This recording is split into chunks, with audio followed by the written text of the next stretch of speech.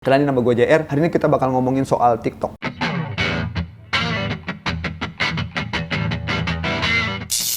Gue tahu kok gue udah telat banget ngomongin soal TikTok. Kita sama-sama tahu TikTok sudah pisah ranjang, tapi gue nggak mau fokus ke pembahasan dia pisah ranjangnya, tapi gue mau fokus ke pembahasan di mana TikTok benar-benar luar biasa, karena TikTok berhasil menyatukan yang namanya sosial media dengan e-commerce. Kalau sebelum-sebelumnya, kalau kita ingin belanja, kita harus kudu buka yang namanya e-commerce. Kalau kita ingin bermain sosial media, kita harus buka yang namanya sosial media. Jadi kita butuh membuka dua aplikasi berbeda. Bayangkan, TikTok menyelesaikan permasalahan kita semua dengan menyatukan yang namanya sosial media dengan e-commerce. Menurut gue itu luar biasa, brilian, inovasinya keren banget. Tetapi di balik kesuksesan TikTok, ya kita sama-sama tahu, akhirnya menemukan banyak polemik di luar sana. Gara-gara harga barang di TikTok Shop ini terlalu murah. Akhirnya banyak pelaku UMKM kita mengeluh soal hal tersebut. Dan akhirnya Menteri Perdagangan kita melakukan revisi nomor 50 tahun 2020. Selamat tinggal. Terlepas dari itu semuanya, TikTok sudah berhasil menciptakan banyak lapangan pekerjaan baru untuk influencer-influencer kita, untuk orang-orang yang baru berdagang di TikTok, dan bahkan orang-orang yang saat ini sedang mengembangkan bisnisnya pasti banyak yang sudah menghasilkan cuan lewat TikTok. Ayo, siapa yang saat ini mengeluh gara-gara udah nggak bisa nyari duit lagi di TikTok? Pasti banyak kan. Kalau kalian nanya, bang, kenapa lu benci banget sama TikTok? Ya bayangkan teman-teman, TikTok ini nggak fair.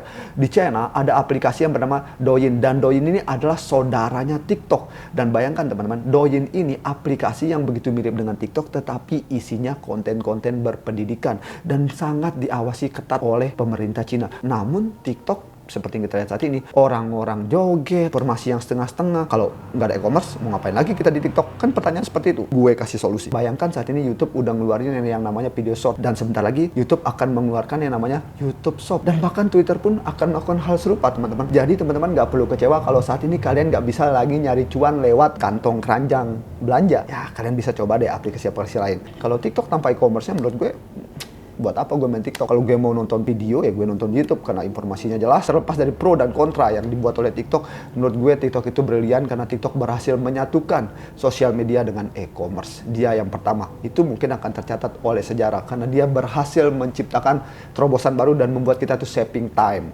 saving money dengan harga-harganya yang begitu murah. Namun sayangnya harga-harganya yang begitu murah bisa membuat UMKM kita mati. Mau tidak mau, mari kita belajar untuk menghargai produk-produk lokal kita. Salah satu contohnya dengan membeli yang namanya produk Balong Skincare. Ini salah satu produk lokal kita. Support UMKM lokal. Dan juga saran gue buat teman-teman yang saat ini sedang merintis bisnis dan sedang membuat produk, jangan cepat puas, tetap melakukan inovasi. Karena bisnis yang bagus adalah bisnis yang tidak pernah berhenti melakukan inovasi. Jadi saat ini mari kita belajar dari TikTok. TikTok itu seperti pedang bermata dua. Dia juga memberikan segi positif dan segi negatif. Segi negatifnya, TikTok Shop bisa mengancam keberadaan UMKM kita. Tetapi di lain sisi, TikTok Shop berhasil menghidupkan banyak influencer dan juga pelaku-pelaku bisnis ekonomi kreatif lainnya. Di balik kesuksesan TikTok, TikTok dituding melakukan proyek S, dumping, dan bahkan TikTok ini diduga melakukan yang namanya spionase, dan bahkan ada orang yang menyebut TikTok ini sebagai kuda Troya. Pas dari itu semuanya pro dan kontra, TikTok lu luar biasa karena lu udah berhasil menciptakan inovasi baru.